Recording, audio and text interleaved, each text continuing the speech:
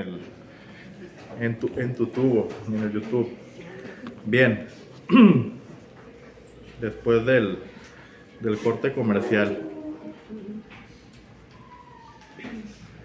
No nos pusimos de acuerdo, mi hermano Nico y yo, pero vamos a hablar de algo muy similar, hermanos. ¿De qué habló nuestro hermano en la mañana? Del dolor. Del dolor. El miércoles pasado iniciamos un estudio acerca de las tribulaciones. Hablamos de las pruebas, hablamos de ciertas aflicciones, hablamos sobre algunos momentos que no son agradables para nosotros cuando somos probados, cuando somos atribulados.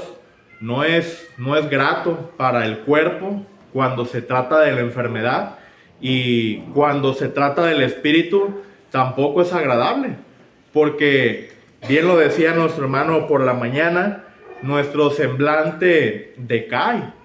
¿Recuerdan el pasaje que citó en Job? Cuando los amigos se enteran del dolor que estaba pasando Job, no se atrevieron ni siquiera a hablarle, a decirle palabra alguna, porque vieron el gran dolor que estaba pasando Job. Gritaron, se aterrorizaron ellos, precisamente por lo que la prueba había causado en Job.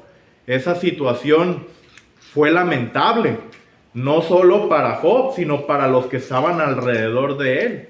Incluso la mujer de Job le pregunta directamente: oye, pues, ¿qué está pasando por tu cabeza? ¿Por qué todavía retienes tu integridad? ¿Por qué todavía no has maldecido el nombre de Dios? Ya hazlo mejor y muérete, porque es lo único que te hace falta. Entonces a veces la prueba, el dolor, llega a ese nivel, llega a ese grado de que no entendemos y no queremos tampoco sobrellevar esa prueba que se nos ha venido. A veces es físico, pero a veces es algo espiritual. Y cuando no lo canalizamos correctamente, entonces viene el reclamo. Ya no para con nuestros semejantes, ya va un reclamo para con Dios. Y a veces ponemos condiciones, ¿no? Como el ejemplo que nos daba nuestro hermano Juan. Entonces, cuando somos de allá afuera, cuando somos del mundo, cuando no conocemos a Dios a un nivel personal, pues se entiende, ¿no? Hasta cierto punto que queramos cuestionar a Dios. Pero es triste cuando, siendo cristianos, nos hacemos esa pregunta y osadamente le reclamamos a Dios. Dios permite las tribulaciones. Podemos llegar a preguntar por qué, pero a veces en tono de reclamo. ¿Por qué? Y más cuando me está pasando a mí. ¿Por qué a mí? Y tengamos en cuenta, hermanos, lo que Dios le dice a Job cuando empieza a dialogar Job con Dios, al grado de decirle: ¿qué hice mal? ¿Cuál fue mi error? ¿Qué fue en lo que yo fallé para que me viniera esta situación? Es una manera resumida, ¿no?, de decir el diálogo que entabló Job con Dios. Pero la pregunta que Dios le hace a Job ¿es de sabios contender con el Omnipotente?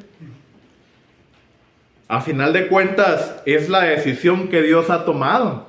Y a veces no se rige las cosas que nos pasan, tanto física o espiritualmente, no se rigen por la causa y el efecto, como también lo mencionamos en la clase, ¿no? No tiene que ver a veces, no es acorde, no es proporcional lo que nos sucede contra lo que hemos hecho. Y a veces siempre pensamos en: ¿por qué si hago esto que es relativamente bueno o correcto, por qué no me pasan bendiciones tan grandiosas? Al contrario, me está pasando una prueba. Ay, mira, nomás tomé 10 mililitros de coca y ya tengo diabetes. No, no es proporcional los errores que cometí contra el atropello que están haciendo conmigo. Ay, hombre, pues si fue un errorcillo así bien leve, ¿por qué me están crucificando o por qué me están condenando? Imagínense a Jesús, si no hizo nada, si era el Cordero de Dios que quitaba el pecado del mundo y lo crucificaron, pues con mayor razón a nosotros, que somos imperfectos. Y a veces no pensamos que también, así como en el mal sentido o en un aspecto negativo desde nuestra perspectiva, nos pasan cosas que no corresponden a lo que hacemos, pues también las bendiciones así también llegan. No son correspondientes las bendiciones que Dios nos quiere dar con lo que nosotros hacemos. Lo que nosotros creemos que le damos a Dios, ¿a poco creen que eso nos hace merecedores del cielo? ¿Creen que eso nos hace merecedores de la salvación? ¿Creen que eso nos hace merecedores de la vida que dio Jesús, de la sangre que derramó en la cruz? Por supuesto que no. Entonces, si las bendiciones que Él nos da son mucho mayores a la obediencia que nosotros decimos profesar para con Él, pues entonces las pruebas también pueden llegar en esa medida en la que nosotros no lo esperamos. Y por eso entonces somos atribulados. Pregunta Dios a Job: ¿es de sabios contender con el Omnipotente? ¿Podemos llegar a entender el por qué hace esto o el por qué hace aquello? El que disputa con Dios que responda a esto. No es de sabios, porque nunca le vamos a ganar. Vamos a abrir la escritura, hermanos, en el capítulo 1 de Corintios, en la segunda carta de Corintios, capítulo 1, y vamos a leer los versos del 3 al 7. Segunda carta del apóstol Pablo a Corintios, el capítulo 1, versículos del 3 al 7, dice de la siguiente manera: Bendito sea el Dios y Padre de nuestro Señor Jesucristo, Padre de misericordias y Dios de toda consolación, el cual nos consuela en todas nuestras tribulaciones, para que podamos también nosotros consolar a los que están en cualquier tribulación, por medio de la consolación con que nosotros somos consolados por Dios. Porque de la manera que abundan en nosotros las aflicciones de Cristo, así abunda también por el mismo Cristo nuestra consolación. Pero si somos atribulados, es para vuestra consolación y salvación. O si somos consolados, es para vuestra consolación y salvación, la cual se opera en el sufrir las mismas aflicciones que nosotros también padecemos. Y nuestra esperanza respecto de vosotros es firme, pero sabemos que así como sois compañeros en las aflicciones, también lo sois en la consolación. ¿Qué es pareciera trabalenguas, ¿no?, que está diciendo Pablo? Y así es la forma en la que enseñaban entre judíos, ¿no?, a base de repeticiones. Dice mucho consolación, dice mucho tribulación, pero dice, si somos atribulados, es para que seamos consolados el día de mañana y para que seamos salvos gracias a esa consolación. Pero si somos consolados, es decir, a veces nos va a tocar ser atribulados y el día de mañana consolados. Y si somos consolados, también vamos a recibir salvación. Aquel que pasa por una tribulación o por una prueba, lo que nos está tratando de decir Pablo es para que tú el día de mañana puedas consolar al que está pasando tribulación. Para que esta prueba que tú ya has pasado, tú le muestres el camino al que está siendo atribulado o al que está viviendo esta prueba. Entonces, es muy importante que entendamos la razón de la tribulación, que sepamos que hay objetivos específicos por parte de Dios, que a simple vista y en medio del dolor y de la prueba no lo vamos a poder discernir. Eso es obvio, pero debemos de saber y de creer, y esa debe de ser nuestra convicción, que Dios tiene un propósito para ello, que Dios tiene un principio por el cual nosotros somos probados. Y precisamente por la mañana lo decíamos, ¿no? Que tenemos que crecer, tenemos que aprender. El caso de Job es uno de los más claros, ¿no? Más con mayor ilustración. O al menos así, si queremos ver el vivo ejemplo de una prueba tras otra, es decir, no fue probado tan solo en un aspecto.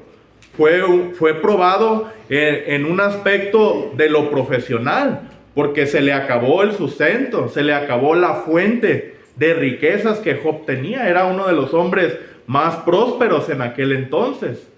Y también fue probado a nivel sentimental, a nivel de las relaciones. Su familia fue pues prácticamente acabada, exterminada. Y a nivel personal, ¿no?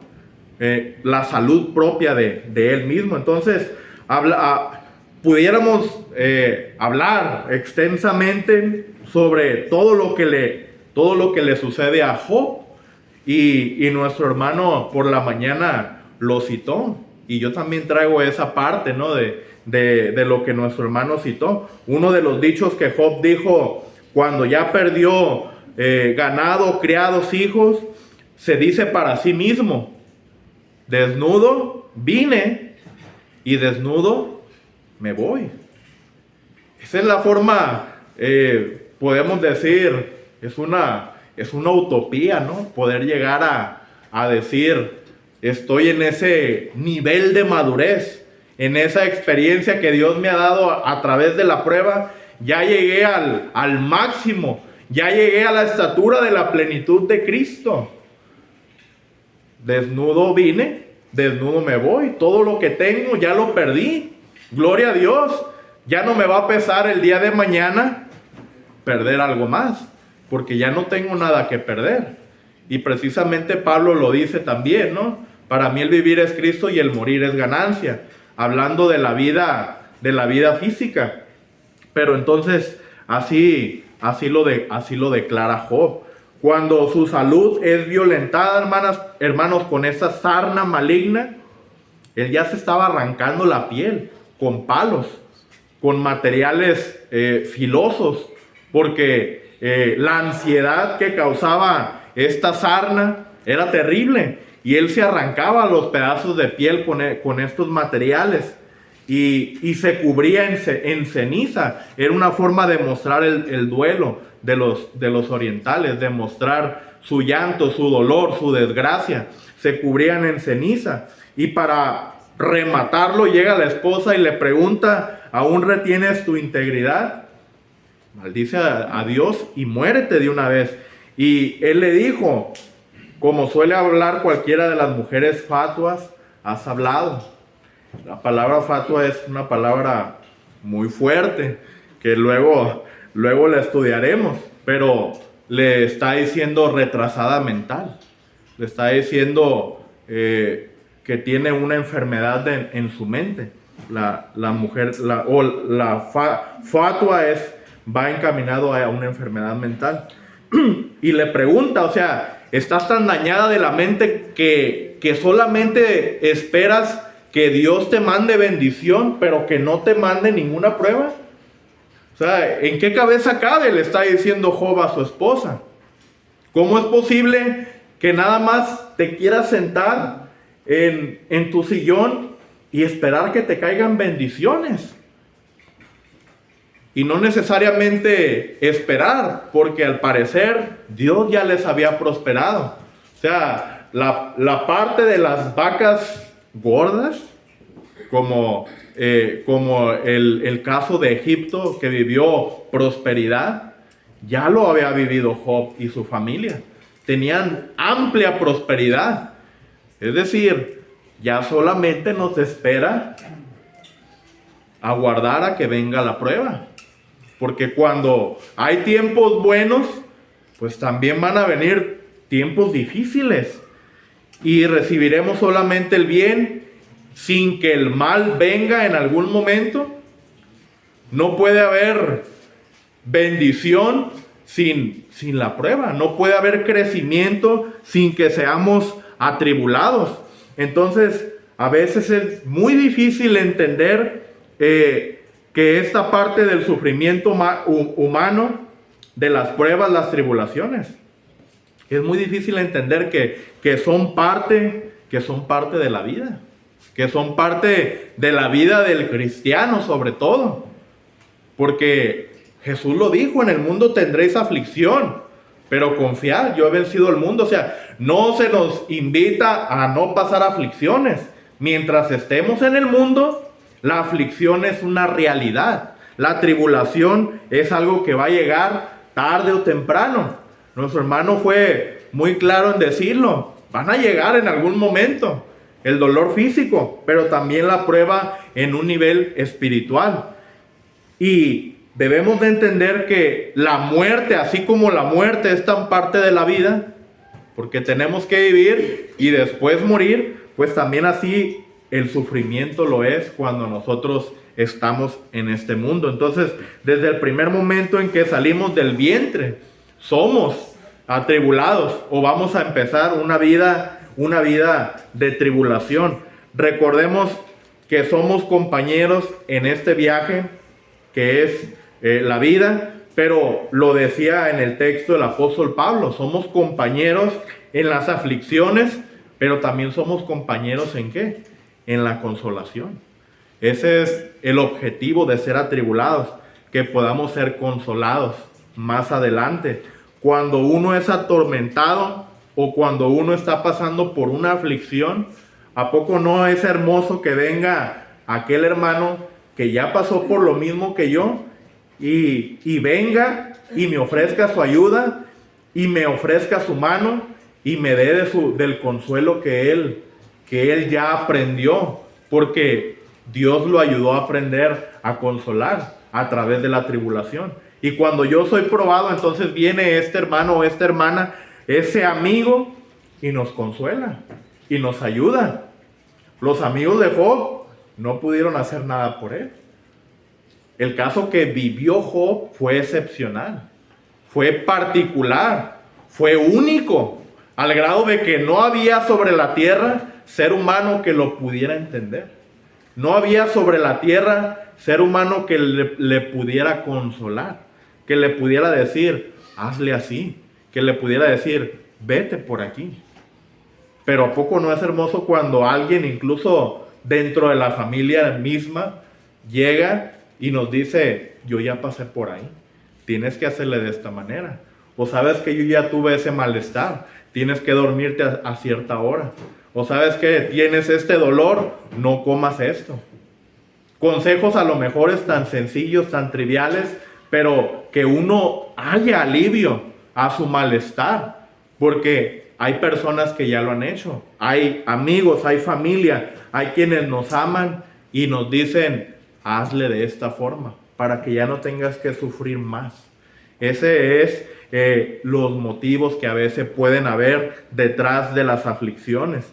¿No es hermoso que cuando uno llora, llegue el amigo y nos consuele y ponga su brazo sobre nosotros y nos diga, no nos dice ya no llores, nos dice, el que ya ha llorado dice: llora, porque te va a servir. El que no lo ha hecho, el que no sabe, pues va a querer que aquel no llore. Ya no llores, porque el que no ha llorado nunca se desespera de ver llorar al otro. Y como no sabe cómo hacerle, le dice: no llores. A veces ocupamos a personas en nuestra vida, sin duda, que se ríen con nosotros. Pero a veces vamos a ocupar más a quien sepa llorar con nosotros cuando lloramos. A veces anhelamos más a aquel que sepa ayudarnos en ese momento que aquellos que saben reírse con nosotros, porque es parte de la vida, las risas y las lágrimas. El Señor tuvo esa empatía con María y con Marta. Cuando Lázaro muere, cuando van al sepulcro, cuando les dice dónde le pusieron, cuando él ve la tumba donde estaba su amigo y cuando ve el llanto de ellas, Jesús también lloró. Tuvo empatía con sus amigas, con María y con Marta. El clímax para Cristo en cuanto a la prueba, por la mañana lo mencionaron también, fue en el Getsemaní. El momento más crítico, el momento emocionalmente más difícil para Jesús fue en el Getsemaní. Él quería que sus amigos oraran con él. No les dijo, venid y orad y velad conmigo. Aunque sea, dice, 1 hora. Solamente 1 hora les pido. Oren conmigo. Él quería que lo consolaran. Jesús estaba en agonía. Y Lucas dice que Jesús estaba tan nervioso. La ansiedad que tenía Jesús por el momento que venía lo hizo romper en sangre. Empezó a sudar como sangre, dice Lucas. Y estaba muy afligido el Señor Jesús. Estaba ansioso, estaba nervioso. Había una angustia real. Y sentía que se iba a morir de la depresión, Jesús. Dice, mi alma está muy triste hasta la muerte. Nos hemos sentido así, al grado de sentir que nos vamos a morir. Jesús sí lo sintió. Jesús dijo, estoy triste en un nivel que puede causar la muerte. ¿Por qué? Porque Jesús también amaba vivir. Jesús también amaba sentirse bien. Jesús también era humano, así como nosotros. O lo fue cuando estuvo en la tierra. A Jesús le dolía todos los aspectos físicos y emocionales, no se diga. Jesús se ponía triste, Jesús lloraba, Jesús se afligía. Y a Jesús le gustaba estar en la compañía de sus amigos, pero de amigos que le amaran, que se preocuparan por él, que lo supieran consolar. No solamente en el jiji, ¿no? Cuando estaban comiendo o disfrutando o viendo los milagros que Jesús hacía. De metiches, ¿no? Como dijeran algunos. No, Jesús quería que hubiera gente que estuviera en los momentos difíciles con él.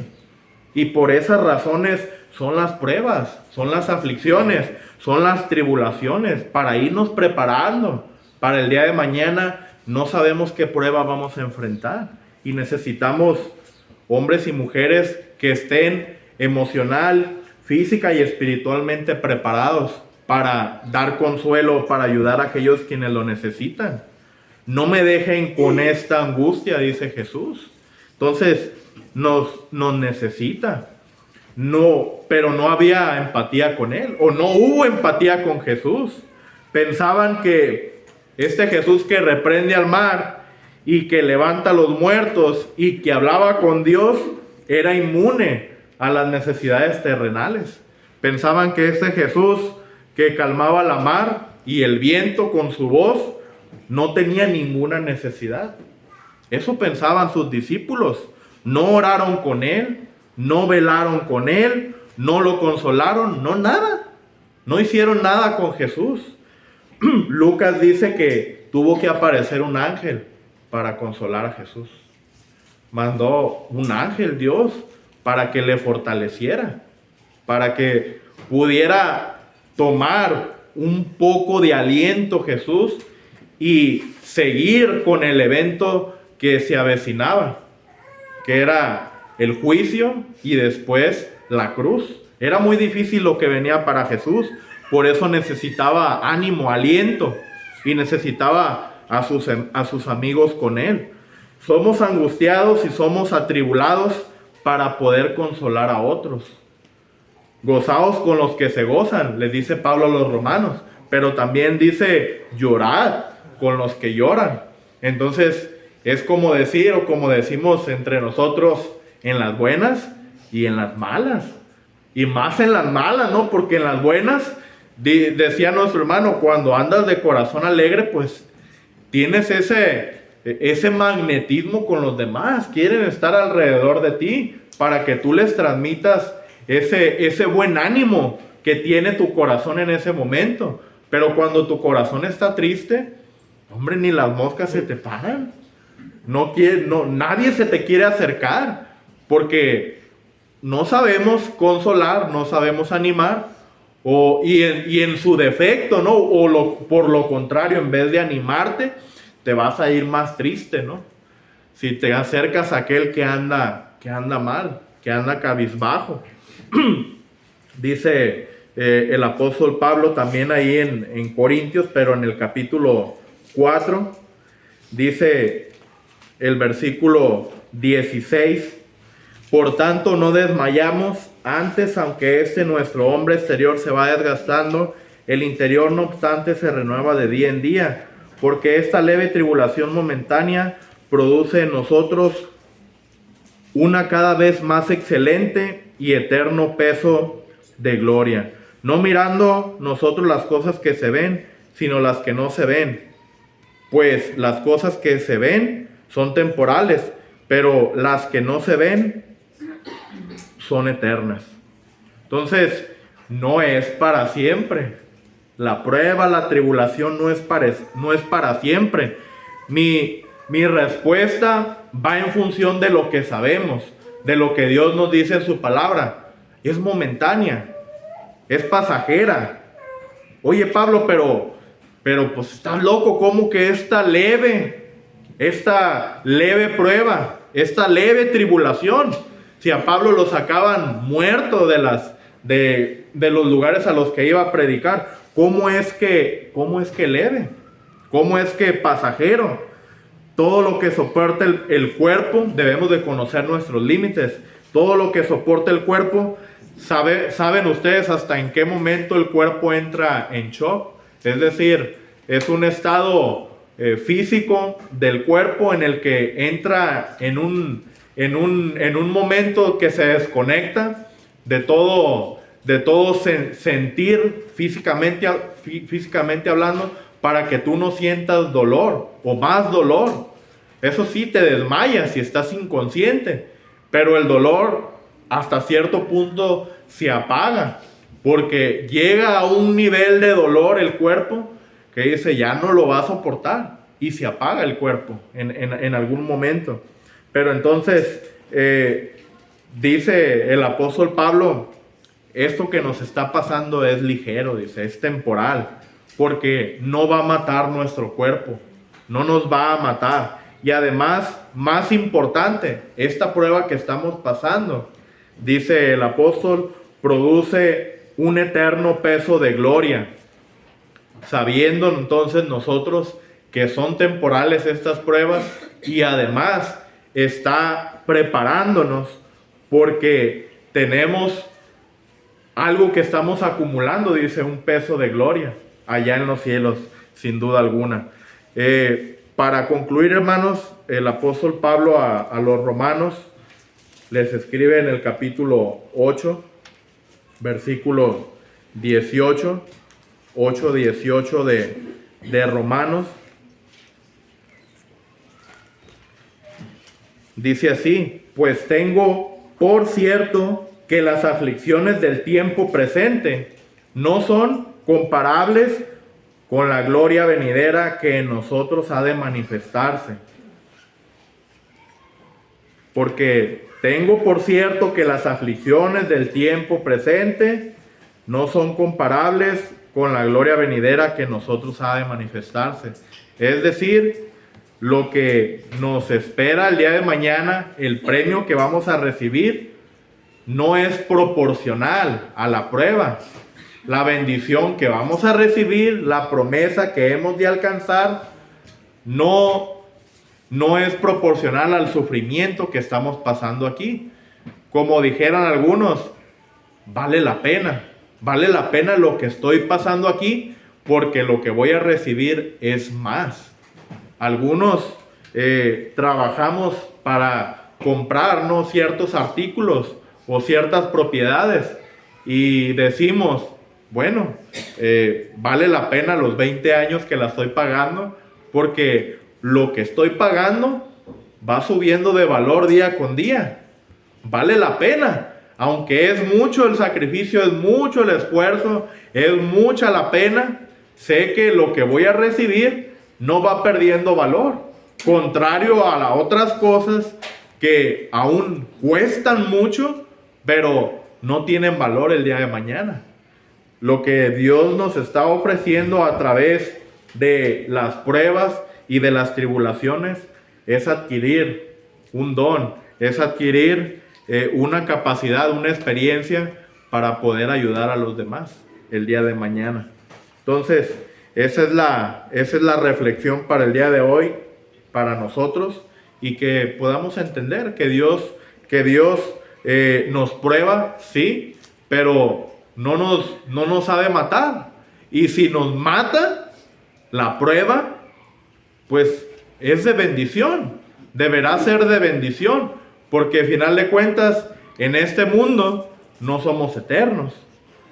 Con Dios o sin Dios, si creemos que hay un Dios o no creemos que hay un Dios, de todas maneras, este cuerpo sigue siendo finito, sigue siendo mortal, sigue teniendo un periodo, una fecha en el que hemos de expirar. Creamos o no creamos en Dios. La diferencia es hacia dónde vamos el día de mañana y qué es lo que yo hago con estas pruebas que Dios me está dando de manera temporal. Bien, hermanos, pues que Dios les bendiga a todos y gracias por la atención y por el tiempo. Amén. Amén.